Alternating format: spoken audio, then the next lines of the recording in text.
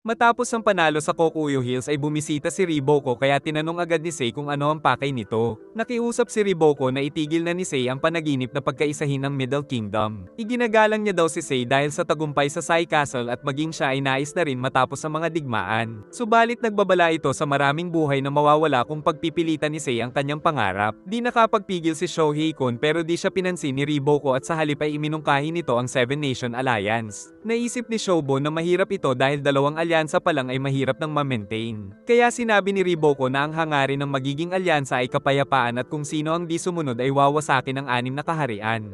Naniwala si Sei na epektibo ang suwestyon nito pero kinwestiyon niya kung susundin pa rin ba ito ng susunod na henerasyon. Kaya pinaalala ni Riboko na hindi naman papayag basta-basta ang mga kaharian na masakop lang ng Qin.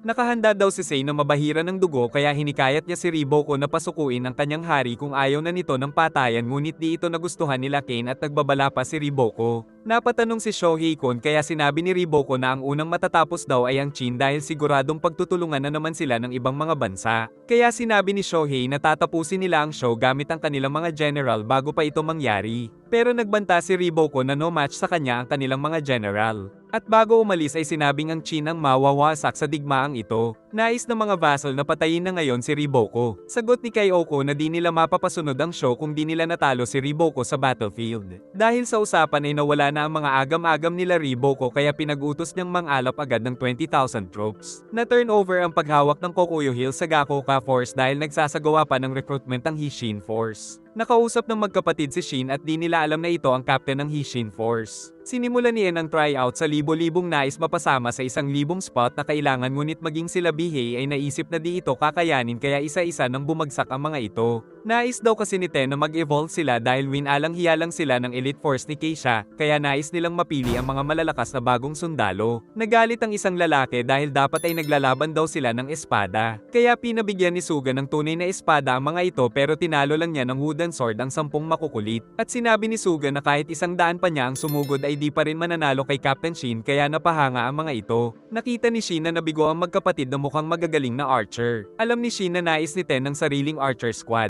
Pero dahil di nakapasa sa physical test ay kailangang tamaan nila ang target na doble ang layo sa normal. Ngunit di nila inaasahan na biglang tumira ang binata sa gitna ng mga tumatakbo at tinamaan pa ang bullseye. Napahanga sila dahil 10 beses na mas malayo ito sa normal target range at may mga tao pa. Tumira na rin ang kapatid nito. Nalaman nilang patay na ang ama ng mga ito pero noon ay kasama sa elite unit ni Lord Hugh. Dahil nagmula rin si Garo kay Lord Hugh ay nakilala niya ang ama ng dalawa na si Kang Yuan. Nagmula rin sila Garo at Gakurai sa Lord Hugh unit kaya nakilala nila ang ama ng dalawa na si Kang Yuan. Giit ni Gakurai na isa ito sa 10 pinakamagaling na archer at napatay din ito ang pinakasikat na archer ng Gi kaya pinagawa siya ni Lord Hugh ng kanilang elite archer unit. Ngunit maagang napatay si Kang Yuan bago pa ito makagawa ng sariling pangalan dahil sa pagliligtas niya sa grupo nila Gakurai kaya humingi siya ng tawad pero wala nang pake ang magkapatid. Dahil ang goal nila ngayon ay makasali sa Shin Force na idol nila dahil tila isang pinakawalang palaso daw ang strategy nila Shin sa battlefield. Pero nadulas si Sota na gusto rin nilang makita sila Ten at Kyukai. Saka nakiusap na pasalihin sila sa Hishin Force at pumayag naman si Ten pero magsasanay sila ng matindi.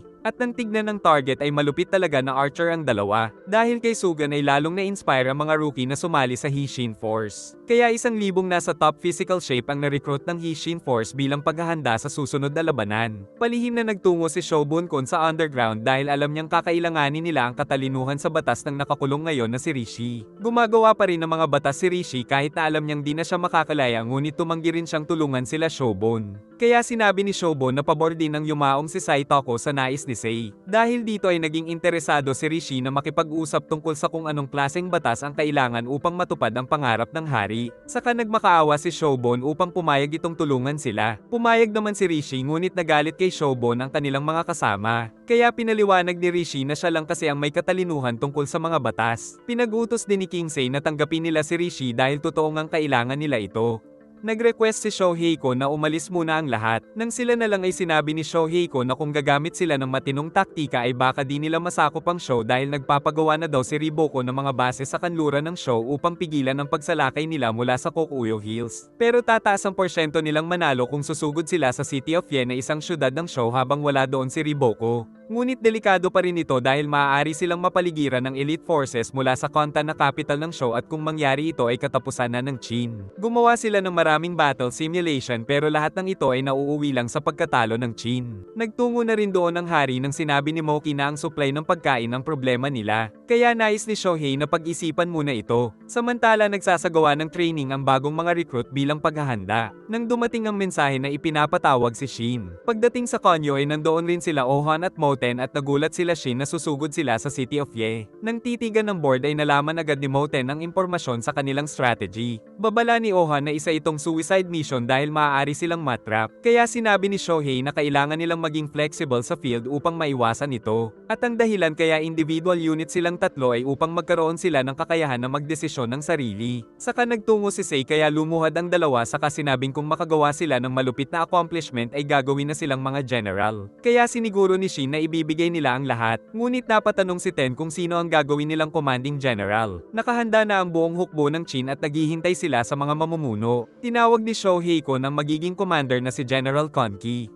Pero meron pang pangalawa at ito ay si Yu Tanwa kaya nahulog ang na-inlove na Heki saka dumating ang mga mountain folks kung saan natuwa si Shin sa muli nilang pagkikita. Giit ni Shohei na magiging general sila Konki at Yu Tanwa ng sarili nilang mga army. Pero ang magiging pinakamataas na commanding general nila ay si Osen. Naramdaman nila ang karangalan sa pag-alis sa konyo patungo sa battlefield. Nalaman nila Ten at Heki na ang mga commander at general lang ang nakakaalam ng lihim na pagsugod sa City of Ye. Wala rin daw tiwala si Heki kay Osen. Giit ni Ten na maging ang High Commander ay hindi buo ang tiwala sa pagkatao ni Osen pero ginawa pa rin nila itong commanding general dahil kinilala ito ni General Kusho ng 6th grade na siyang tactician noon ng 6th grade generals na siya ring nagturo kay Shohei Kon. Ipinagbili ni Shohei na maging flexible lang si Osen sa misyon. Samantala dumating ang hari upang ibigay ang ipinatago ni Shin na pole axe mula kay General Oki. Kaya magagamit na rin niya sa wakas ang ibinigay ng idol niyang mula sa 6th grade. Kalaunan ay nagsimula na ang tatlong malalaking hukbo sa pagkilos. Nakarating kay Riboko ang balita na patungo na ang Qin na may nasa 200,000 sundalo pero di nila alam ang lihim na plano ng Qin. Nag-e-enjoy si Shin sa pole axe ni General Oki. Nag-usap sila Ten at Yu Tanwa dahil ang grupo nila ang magkasama sa strategy at sinabi ni Yu Tanwa na alam niya kung paano pangunahan ang Shin Force. Magkukunwari silang aatake sa inihandang depensa ng Shou ngunit lihim na patungo ang iba sa City of Ye kaya nakadepende ang kanilang tagumpay kung maloloko ba nila si Riboko kaya kailangan nilang mag-ingat dahil siguradong merong spy sa ganito kalaking army. Pinapadala nila sa Jinan Castle ang kanilang mga supply ng pagkain pero may mga nakapasok na spy kaya nalaman ito ni General Shun Suiju. At meron pang lihim na underground sa Jinan kung saan iniimbak ang maraming supply. Nang umulan ay tumigil muna ang hukbo ng Qin upang makapagtipid sila ng lakas. Nakarating ang balita kay Shu Sui na nawawala ang mga spy nila sa Jinan kaya naghinala siyang merong sikretong strategy ang Qin. Samantala may dumating na mensahe kay Osen kaya pinag-utos niyang magmadali. Dumating din ang parehong balita sa show dahil ang tinutukoy pala ay ang pananamantala ng En habang busy sa Qin ang show. Nakarating na ang Qin army sa Jinan at agad na sinabi ni Osen ang tunay nilang destinasyon na City of Ye. Magkakaroon din ng kalayaan ng bawat unit pero natakot sila dahil pupugutan daw ang captain ng mabibigong squad. Ngunit di man lang nakaramdam ng takot ang malakas na trio. Sinamantala ni Ordo ang pagsakop sa mga show castle na kulang sa bantay. Pero nang mabalitaan na patungo si Ordo sa City of Qing kung nasaan si General Shibasho ay nawala ang kanyang pag-aalala. Dahil si Shibasho ay tumanggi lang daw na maging 3 greats. Napag-usapan din nila ang report ni Shun Sui kaya naisip ni Riboko na baka target ng Qin ang City of Ye.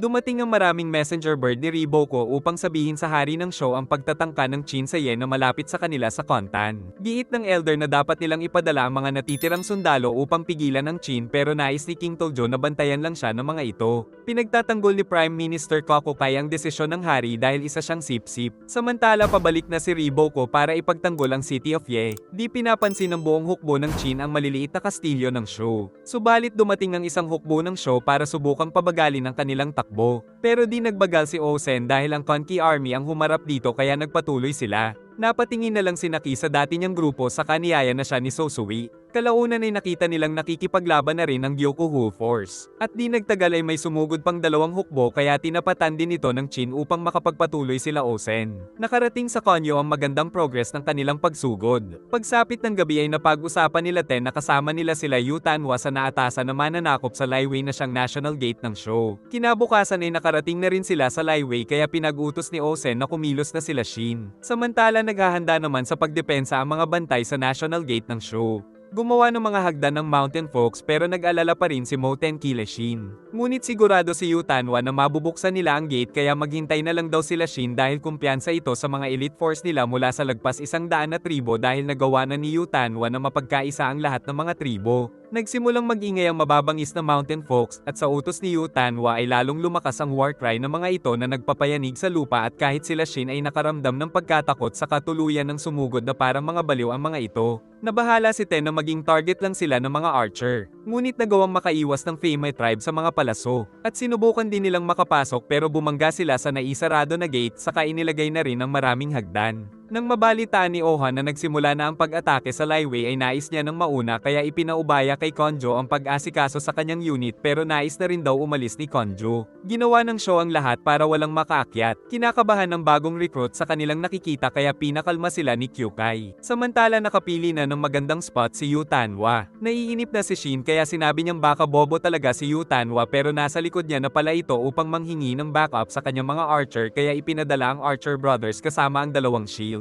Akala ng dalawang kasama ay napakalayo na ng kanilang posisyon pero para sa magkapatid ay napakalapit na nito kaya ayaw nilang umatake. Nasalag naman nila ang mga palaso ngunit nang makita na namamatay ang mga kakampi ay naglakas loob ng pumatay si Sojin kaya puro headshot niya ang mga kalaban na ikinatakot ng lahat kahit ng mga kakampi. Dahil dito ay naglakas loob na rin ang nakababatang kapatid na si Sotan pero kinakabahan ito kaya di makatama kaya pinakita ng kuya kung paano kaya nakaakyat na rin sa wakas si Bajio na walang awang pinagtatagpas ang mga ito. Saka sinipan ng malakas ang maraming shield na nagsimatayan. Sa pangunguna ni Bajio ay winasak nila ang depensa ng kalaban sa hagdan at nakita nila ang lihim na lagusan sa ibaba. Pinatay nila ang bantay at saka binuksan na nila ang gate saka pumasok sila Shin kaya napahanga sila Moten sa bilis ng Mountain Folks. Natatakot ang new recruits at nang mapatay ang kasama ay nawalan sila ng lakas. Napatay din ang isang corporal at natutukan na sila Rando. Mabuti na lang ay iniligtas sila nila Suga na binigyan sila ng advice na subukan lang nilang mabuhay sa una nilang laban. Ngunit lalo silang natakot nang makita ang malaking kalaban. Subalit agad lang itong pinatay ng kanilang Captain Shin. Pinagpapatay pa nito ang maraming sumugod kaya napahanga sila. Pero napansin ni Kyukai na nabibigatan pa ito sa sandata kaya tinamaan. Dumating ang maraming Mountain Folks kaya pinag-utos ni Shin na huwag silang magpahuli.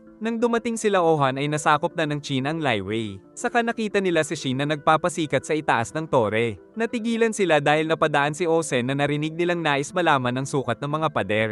Kaya sinabi ni Ten na magiging busy sila dahil dedepensahan nila ang Laiwei dahil dito dadaan ang supply ng kanilang pagkain. Nabalitaan ng paparating na show army na nasakop na ang Laiwei ngunit alam ni General Ko Sanrio na magagawa nito ng paraan ni Riboko. Subalit alam na rin pala ni Osen na isang trap lang ang Laiwei. Nagagalit si Rando dahil wala siyang nagawa sa labanan tapos tinukso pa siya ng mga kapwa rookie. Pinagalitan sila ni Captain Shosa dahil dapat ay mag-celebrate silang mga nakasurvive. Pero walang gana sila Rando na uminom dahil marami daw ang namatay. Kaya pinaliwanag ni Shosa na selebrasyon ito dahil nakaligtas sila sa unang laban. Giit ni Sugan na kailangan na nilang magpalakas. Ngunit binuko pa ni Shosa na noon ay nahihipa si Sugan sa takot. Napag-usapan din nila ang husay ni Sojin ngunit ang kapatid nitong si Sotan ay walang tinamaan. Kaya umiiyak siya ngayon dahil nasampal pala siya ng kuya kanina. Nakita ni Ten si Sojin na naisip na pabigat lang siya sa grupo kaya sinabi ni Ten na siya nga ang dahilan kaya sila nanalo. At ang mga naranasan nila ay kasama sa pag-unlad ng kakayahan. Dahil sa sinabi ni Ten ay pupuntahan na ni Sojin ang kapatid. Nagkakagulo dahil di nila mahanap si General Osen. Samantala ngayon palang nakarating kay Riboko na nasakop ang Laiwei. Pero may tinatagong sikreto si Riboko kaya di siya nababahala. Nalaman ni Ten na pinapa-standby lang sila ni Osen ng 3 araw. Nakarating na rin kay Konki ang balitang nawawala ang commanding general. 2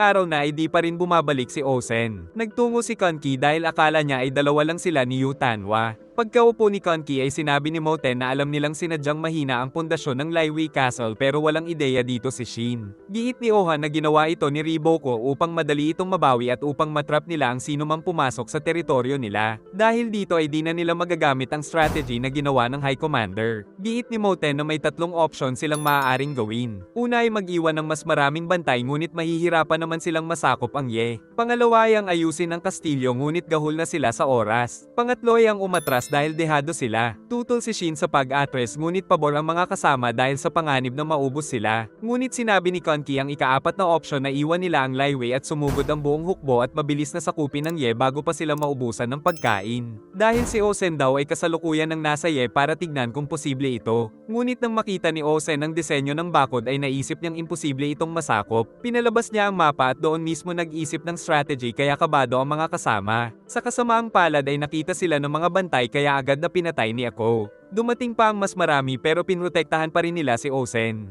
2 araw ang lumipas ay nakabalik na rin sila Osen. At katulad ng naisip ni Conky ay pinag-utos nga ni Osen na sumugod ang buong hukbo sa Ye. Di inaasahan nila Riboko na ito ang gagawin ng Chin. Kaya pinag-utos niyang sabihin kay General Kucho na magtungo sa Laiwei. At pinaghahanda niya rin ang lahat ng army sa capital. Nabalitaan ito sa Seoul pero naisip ni Karin na matatalo ang Chin dahil sa napakagandang disenyo ng bakod ng Ye. Naisip ni Rien na pagtibayin din ang puwersa sa Hilaga. Pero di nag-aalala si Karin dahil aatake na rin daw ang Gi Army kaya mahahati na ang atensyon ni Mobo. At kapag natalo nila si Mobo ay didiretso sila sa Konyo upang tapusin ang Chin. Nababahala si Ten dahil suicide mission na ang ginagawa nila. Kaya sinabi ni Moten na ba't di kausapin ni Ohan ang ama. Maging ang mga officer ni Conky ay napapaisip kung mauubos ba sila. Pero ang tanging alam lang daw ni Conky ay hindi nagsisimula si Osen ng laban na di niya kayang ipanalo. Ang unang strategy ni Osen ay ang itapat ang 50,000 troops ni Yu Tanwa sa 90,000 troops ni Ko Sonryo. Patuloy na sumugod sila Shin nang makita ang kanilang mga supply ng pagkain. Saka lumiko si Osen na sinundan ng buong hukbo ng Chin. At nakita nila Shin na patungo sila sa isang maliit na kastilyo ng Shu.